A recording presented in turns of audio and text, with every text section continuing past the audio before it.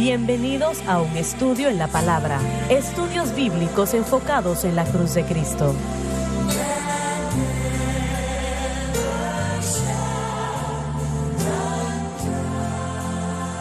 Bienvenidos hoy a un estudio en la palabra. Soy el evangelista Jimmy Swaggart junto a Lauren Larson, el doctor David Watts y el doctor Don Paul Gray, John Rosenstern y el doctor James Dupree.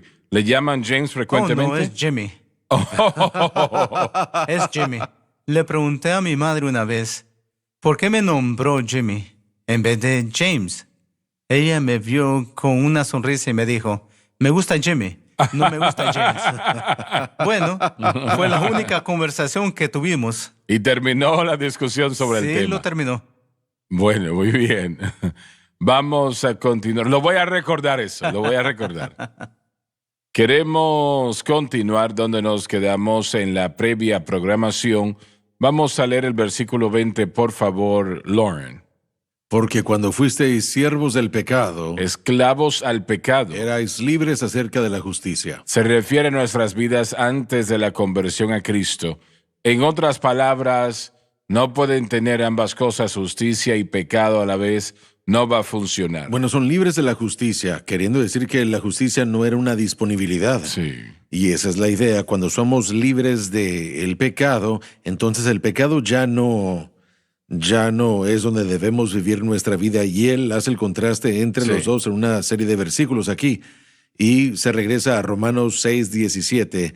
Pero gracias a Dios que aunque fuisteis siervos del pecado, habéis obedecido de corazón a aquella forma de doctrina a la que fuisteis entregados. Así que ellos han recibido, la iglesia en Roma había recibido a Cristo y estaban siendo enseñados por lo que el apóstol Pablo ahora estaba escribiendo por aquellos hermanos especiales que habían estado con Pablo toda su vida, o la mayoría de su viaje misionero. A gente como Priscila y Aquila y otros 15 nombres que encontramos en Romanos 16. Entonces ellos estaban aprendiéndolo, pero Pablo simplemente estaba haciendo una declaración de que erais siervos del pecado. A menos que una persona nazca de nuevo y entienda qué es lo que Cristo ha hecho, uno es esclavo del pecado. Pero no puede tener ambas cosas. No, uno no es las dos cosas, es uno o el otro. Así es. La libertad de la justicia no es una libertad que quisiéramos tener. Pablo, cuando yo leo ese pasaje, yo no pienso en que él está siendo sarcástico, pero casi es como si fuese un tono, no un tono irrespetuoso, pero casi como que es ligero. No es lo que queremos. Creo que él está tratando de enfatizar eso. Sí, en el versículo 21 y 22 lo vamos a leer y es exactamente lo que él está haciendo. Permítame hacer una pregunta. ¿Una persona puede crecer en justicia? Justicia con respecto a la expresión, sí. Con respecto a santidad o separación, eso es logrado en la salvación. No se puede ser más santo delante de Dios, pero sí se puede desarrollar un estilo de vida mucho más justo al seguir adelante. Me parece que sí, así es. Meyer Pearlman, él lo citó una vez en su libro Lidiando con la Doctrina sobre Santificación, lo dice así, dice que crecemos en la santificación, pero progresamos en la santificación. Entonces hay un proceso de crecimiento y al crecer entendemos más, por lo tanto más se puede aplicar a los beneficios de esta obra consumada que Cristo nos dio. Cuando una persona es salva, cuando entregan su corazón a Cristo, una perfecta justicia se le entrega a ese individuo. Correcto, sí. A esa persona lo recibe gratuitamente. No se lo puede ganar, eso no se puede comprar, ni tampoco merecérselo. Es eso que solamente Dios puede entregar y no es entregado a nosotros porque somos miembros de una iglesia o somos miembros de un coro. Es el aceptar a Jesucristo lo que hace posible que podamos ser justos. Sí, correcto. Y hermano Swagger, esa imputación de justicia también está acompañada de la libertad del poder del pecado. Sí. Y esa es la parte que la mayoría de cristianos no comprenden ni entienden. Realmente es lo que la santificación es libertad del poder del pecado. Así que somos santificados en el momento en el que nacemos de nuevo. El creyente en su unión con Cristo es lo que Pablo enseña. Este es el mensaje de la cruz. Su unión con Cristo en la salvación causa que él se una a Cristo, sea uno con él, y literalmente es crucificado con Cristo, sepultado y luego resucitado con Cristo para vivir en él desde una nueva fuente de poder, y esa fuente de poder es el Espíritu Santo. Él es una nueva criatura en Cristo Jesús. Entonces el poder del pecado es roto, y al grado que él entienda eso, y al grado que él crea eso, es al mismo grado que él vivirá libre del pecado. ¿Piensas que esas personas entendieron lo que Pablo estaba escribiendo cuando leyeron estas palabras que estamos leyendo nosotros? No sé si ellos teológicamente pudieran desglosarlo como los eruditos el día de hoy, pero yo creo que en la vida diaria sí. Creo que ellos lo entendían, creo que ellos entendían que esta unión que han tenido con Cristo, mi unión con Él, yo soy completo en Él, yo creo que ellos lo comprendían. Realmente no es muy difícil, excepto cuando tratamos de acomodar a todos con términos teológicos y terminología. Uno es libre del pecado por causa de la unión con Cristo. Él vive en uno y uno vive en Él. Ahora, crean eso, y cuando sean confrontados con deseos y diseños malos o tentados, confíen en eso, porque eso es lo que nos libertará. Yo creo que sí lo entendía. ¿Sabe? Lo interesante es que la gente probablemente sí entendía la aplicación, pero la evidencia es que el liderazgo en la iglesia primitiva no lo entendía, no lo enseñaban.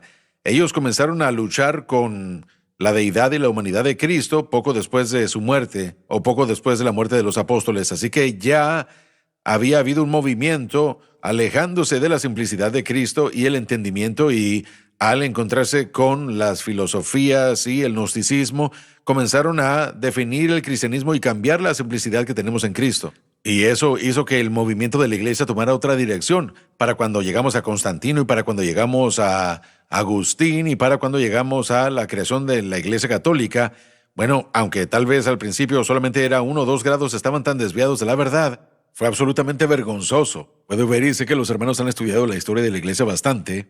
Se requirió mucho para que el Señor guardara el remanente puro y a salvo, y gracias a Dios que había un remanente, como los valdenses y otros que estaban presentes en cuanto a entender la verdad. Pero realmente, la religión institucionalizada le trajo gran daño en la era medieval y se requirió de la reforma para sacarnos de ahí.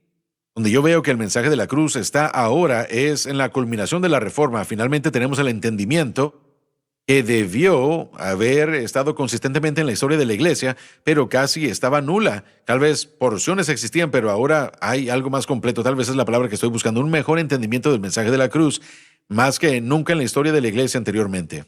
Yo asumo que siempre han habido individuos que han comprendido estas verdades. Sí, un remanente. Sin embargo, una voz y hacer una proclamación mundial no lo hemos visto hasta el día de hoy.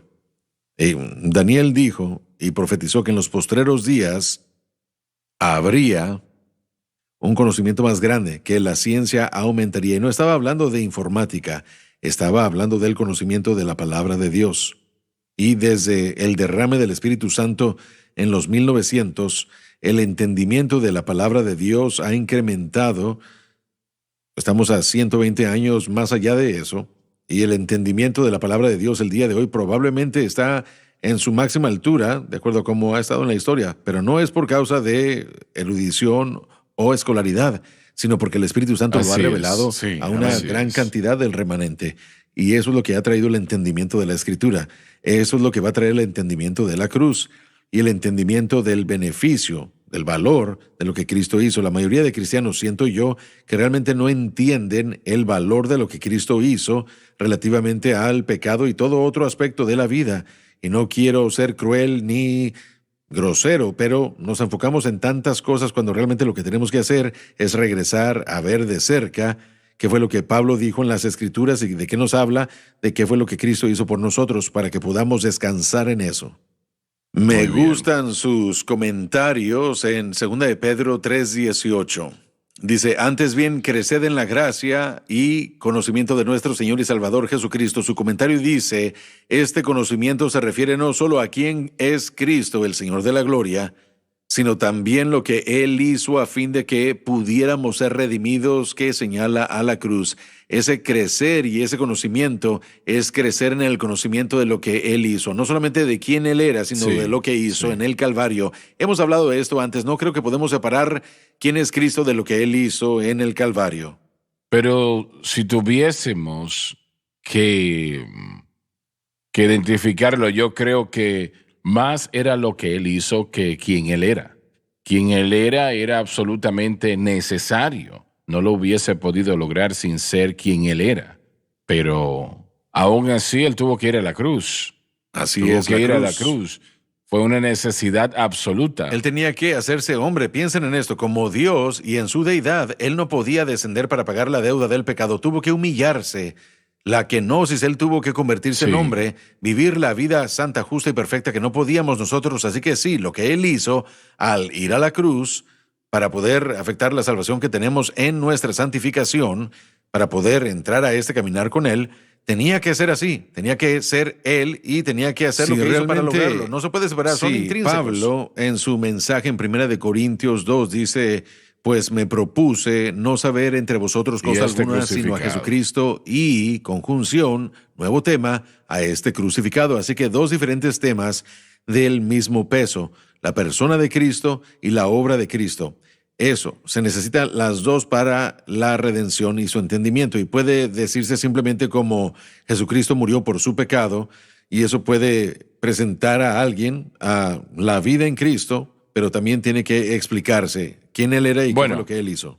Lo que estamos enseñando Sí. es el nuevo pacto. Correcto. Eso es lo que es el nuevo pacto. Y realmente es lo mejor en el mundo.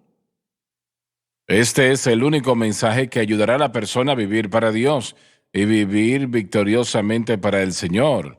Dios no tiene dos caminos, 5 o 10, solamente tiene uno. Correcto. Y ese es Jesucristo y este crucificado. Así es. Se nos terminó, bueno, no se nos terminó el tiempo de la programación, pero sí en este bloque, en este espacio, yo quiero pedirles que inviten a sus amigos a sintonizar un estudio en la palabra. Por favor, hay algunos que ya lo están haciendo y lo apreciamos en gran manera. Ya volvemos después de la pausa, así que no se muevan.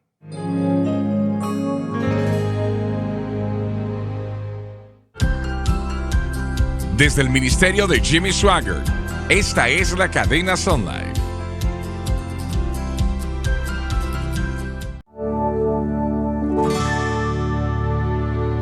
Estamos de vuelta. Lauren, vamos a leer el versículo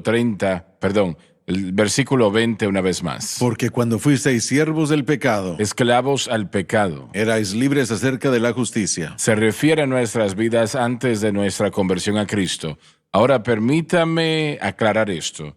Un creyente, una persona que viene a Cristo, automáticamente tiene una perfecta justicia que Dios le entrega inmediatamente, ¿no? Correcto. En el momento que la Justicia persona imputada. le dice sí a Cristo. Sí, Pero no pueden obtener esa justicia de ninguna otra manera.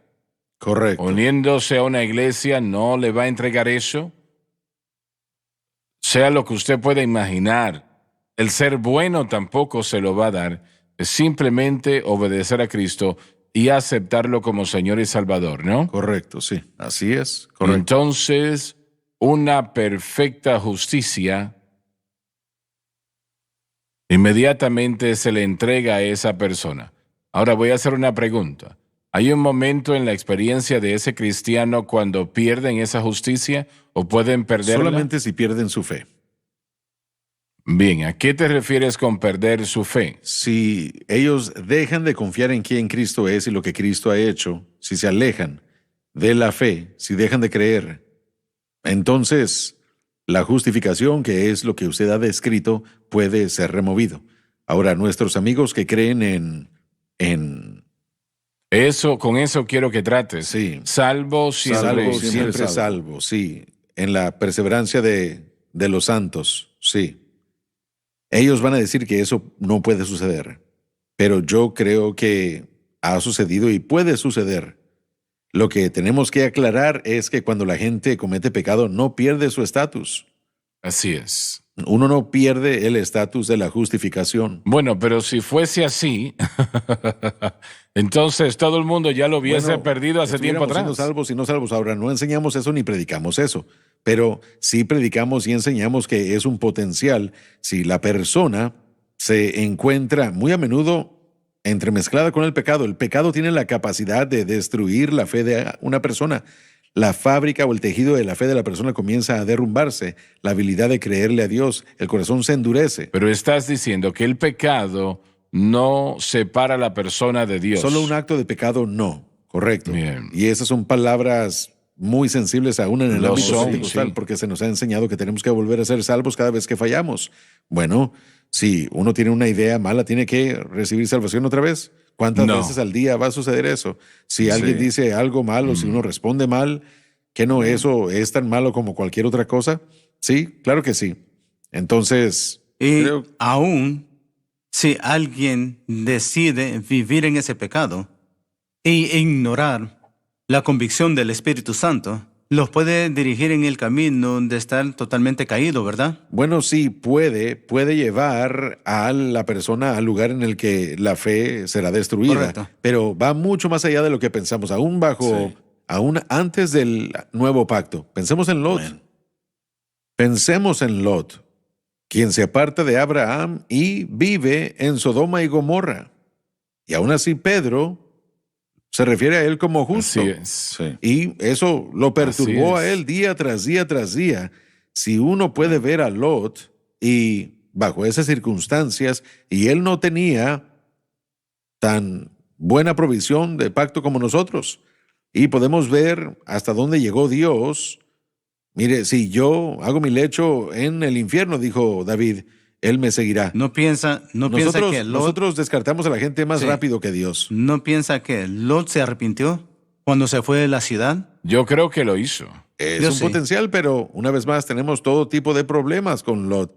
Tenemos incesto, naciones Sí. que surgen y conquistan al pueblo de Bueno, Dios. la borrachera. Sí, bueno, Sí, pero aún así, la misericordia y la paciencia de Dios ve el corazón, y yo simplemente creo que yo prefiero errar del lado de la misericordia Amén. y paciencia que errar eliminando a gente que verdaderamente Sí, yo creo quiere que Dios si está no más estamos dispuesto bien, a mostrar misericordia que juicio.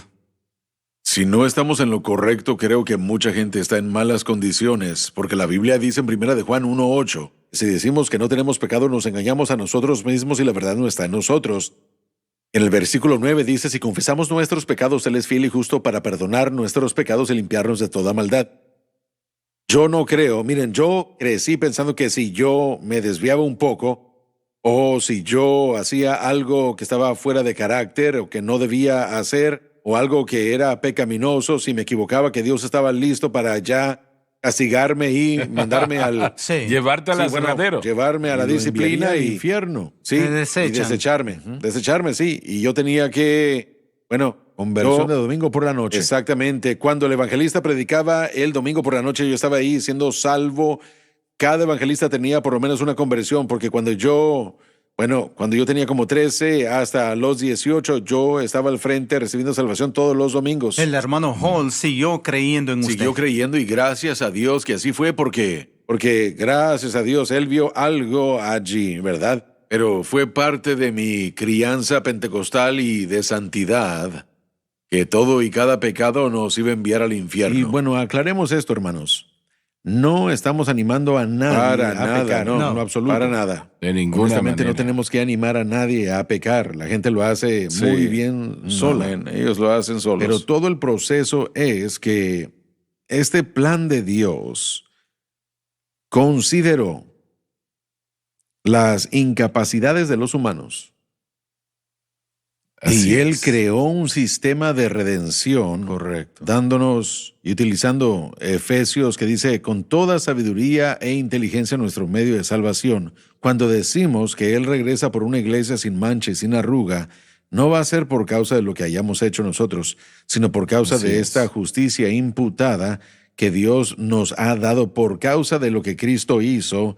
Lo que nosotros hacemos es poner nuestra fe en ello Sí. y es imputada a nosotros. Es los pecados que David cometió fueron terribles, ¿no? Fueron pecados horribles. Sí. El asesinato a sangre fría, eso es algo horrible. Sí.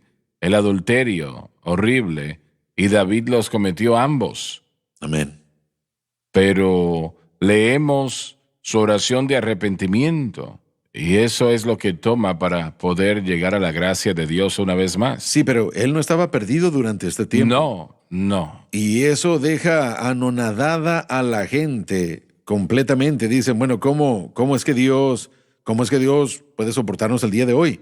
Solo como resultado de la justificación. Lo he dicho 20 años, la iglesia no comprende la majestad de la justificación, la importancia de la justificación. Si ese estatus de justicia no se mantuviera a través, como resultado de nuestra fe, el Espíritu Santo jamás pudiera vivir en nosotros. Hubiera sido imposible. Él no puede vivir en un vaso inmundo. Así que la justificación, la santificación ocurre como resultado de la fe de la persona. Y luego, si queremos progresar en la santificación, debemos entender cómo llegó y cómo crecemos en ello. Bueno, cuando miramos a David, y como usted señaló, David cometió unos pecados horribles. Mas, sin embargo, la Escritura nos dice que él tenía el corazón conforme al corazón de Dios. Como joven, yo luchaba. ¿Cómo puede tener el corazón conforme a Dios y cometer adulterio, asesinato, orgullo? Tomó un censo del pueblo cuando Dios le dijo que no lo hiciera. ¿Cómo puede ser un hombre conforme al corazón de Dios? Un día estaba orando y estudiando las Escrituras y Dios me dijo, porque él nunca hizo la misma cosa 2 veces. Y yo pensé en eso y empecé a estudiar sobre David. Y David nunca tomó la esposa de otro hombre después de Betsabé cuando se arrepintió. Nunca mató a otro hombre intencionalmente. Aparte de en la guerra, él no hizo lo mismo. Él tomó otro censo, pero lo hizo cuando Dios le ordenó.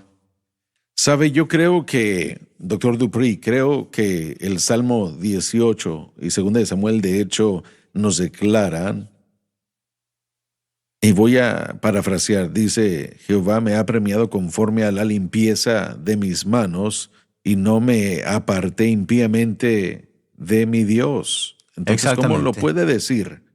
Porque los caminos de Dios incluían arrepentimiento, incluían el sacrificio, incluían lo que David había percibido desde antes de que se diera, que un corazón contrito y humillado Dios no rechazaría. Yo creo que lo que David hizo fue algo horrible, pero si él hubiese cometido el mismo pecado otra vez, la misericordia y la gracia de Dios todavía hubiese estado allí. Hubiera estado ahí, pero David tomó responsabilidad. Él se arrepintió. Verdad. Y él le permitió que Dios obrara en él y lo cambiara. Es que mire, cualquiera de nosotros podemos cometer un error, pero no significa que tenemos que hacer ese error nuestro estilo de vida. Correcto. David no hizo sus errores su estilo de vida. Pero esto es lo que tenemos. Hay millones de cristianos que están cometiendo el mismo pecado una y otra vez. Y francamente, la mayoría entra en esa categoría. No solo algunos, sino la mayoría. Pero la gracia de Dios no es menos la segunda vez o la tercera. Correcto. O la número 100. Sí. Correcto. Como lo es en cualquier otro momento. Sí. Los caminos de Jehová que mencioné en el Salmo 18 y en 2 de Samuel 22. Y no me he apartado impíamente de mi Dios. David sabía cuál era el carácter y naturaleza de Dios, su deseo de perdonar si la persona viene con un corazón abierto. Así que cuando él falló, sea el mismo pecado o no, él vino como Dios deseaba que viniera. Por eso es que él siempre era un hombre conforme al corazón de Dios. Él siguió el camino de Dios, ambos en la victoria y en la derrota, y por eso era un hombre conforme al corazón de Dios. Bueno, cuando los discípulos se acercaron a Jesús y le preguntaron ¿cuántas veces debemos de perdonar? ¿7 veces? Y Jesús le dijo, no, 70 veces 7 en un día. Así es. Y si Jesús nos enseñó en lo natural perdonar así, ¿cuántas veces nos va a perdonar a nosotros? Gracias a Dios. Amén. por Amén, esa sí. parábola, ¿verdad? Se nos terminó el tiempo. No se pierdan la próxima programación.